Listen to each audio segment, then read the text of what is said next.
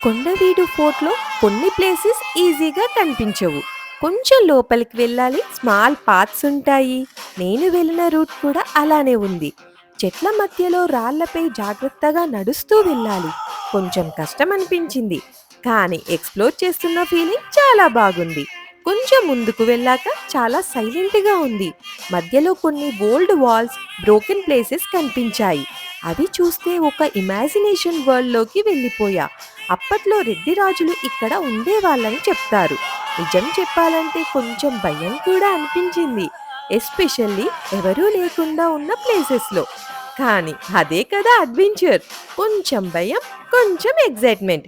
నాకైతే ఈ ఎక్స్‌పీరియన్స్ చాలా డిఫరెంట్‌గా అనిపించింది. మీరైతే ఇలాంటి ప్లేసెస్ ఎక్స్‌ప్లోర్ చేస్తారా? కామెంట్‌లో చెప్పండి.